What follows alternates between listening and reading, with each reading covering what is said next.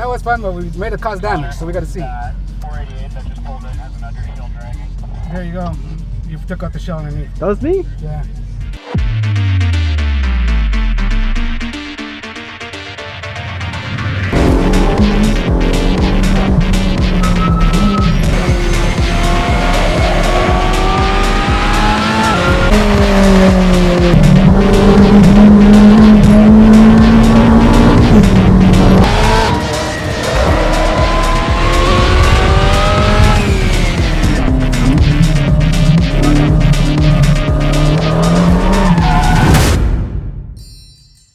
This is GTA Exotics, a supercar rental company that works with Six Sigma Sim Racing as an event partner with the idea of mixing sim racing with real-world driving. As a part of their track day experience, tons of supercars took to the driver development track on Canadian Tire Motorsports Park, and there I was, handed the keys to a Ferrari 458 Challenge, a 488, a Nissan GT-R, and a C8 Corvette. Now this is an absolute dream, but there is one problem. I don't know the track. So it was time to put sim racing to the test to see if what I learned there actually translates to the real world.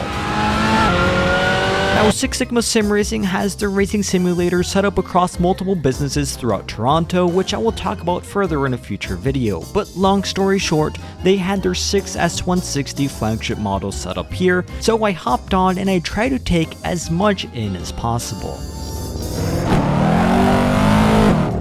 Straight off the bat, I noticed many things. For starters, the driver development track, referred to as DDT, is a very twisty track with lots of tight turns, fast corners, and fairly short straights. Being a track for driver training, there are also no barriers, so if you run off, it's only grass, something that you'll later see why I'm very thankful for. Another important thing to note was DDT's turn 14, the part of the track that I most struggled with in the sim, and as you'll also see in real life as well. Anyways, after putting several minutes of practice in, time was ticking, so I first got behind the wheel of a C8 Corvette and it was time to get going. Are you familiar with pedal shifters though? Yeah. Or? Okay, I can use those. Can I use them? Yeah, do you want to put it in manual mode? Yeah, please. So choose M1.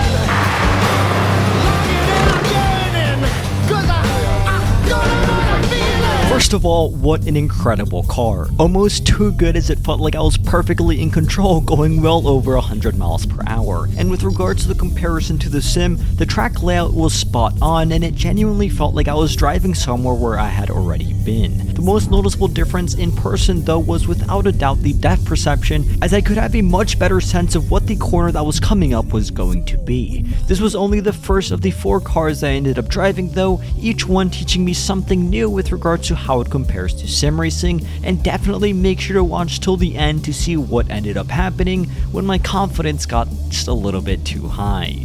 That was fun, but we made it cause damage, so we gotta see. 488 that just pulled in has an undershield dragging. There you go. You took out the shell underneath. That was me? Yeah.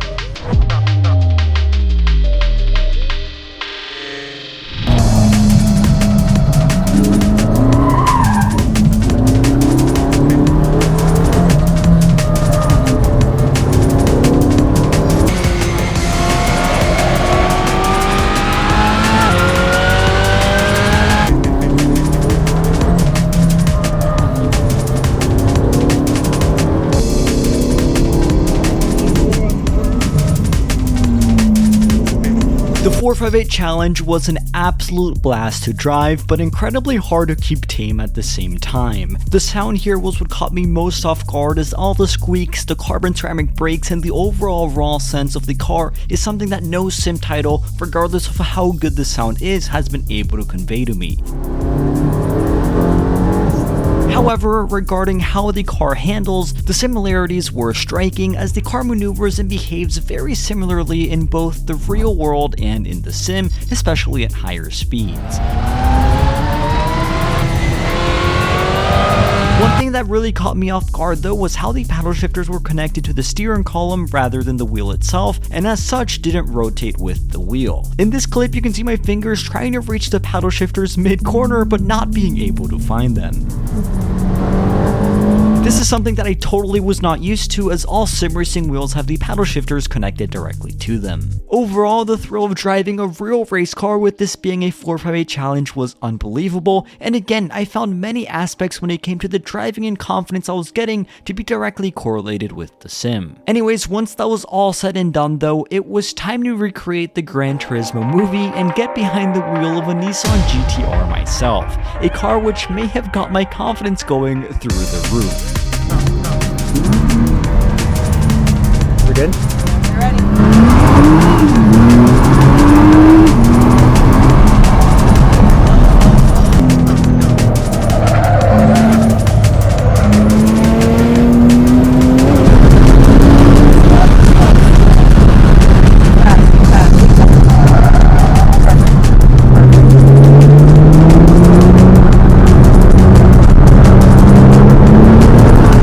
I was having the time of my life. My confidence was high and I genuinely felt like I've had a lot of relevant real-world experience only from the things I've learned from the sim. This of course didn't make the instructor too happy. Stop.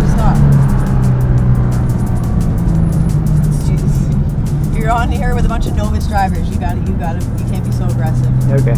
On the left.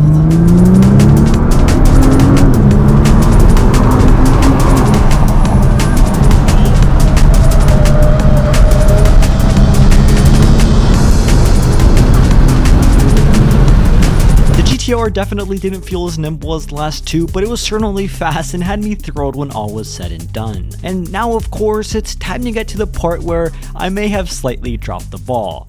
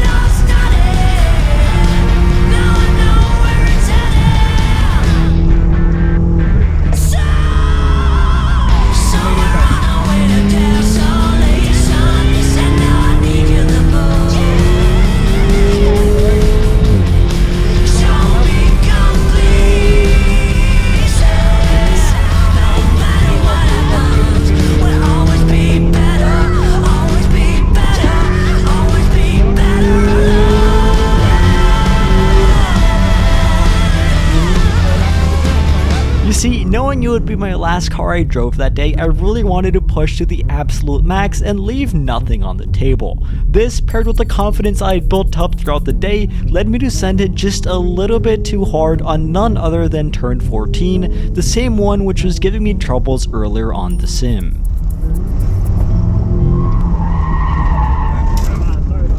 Don't go too fast, man. Slow down. On the right? Yeah, come on right here. You're gonna see what's going on with this one now. Stop. That was fun. That was fun, but we made it cause damage, so we gotta see. 488 that just pulled in has an undershield dragging. There you go. You took out the shell underneath. That was me? Yeah. Get the engine off first. Oh, here. I can put the action on there. Oh, sorry about that. Can we get a full bed?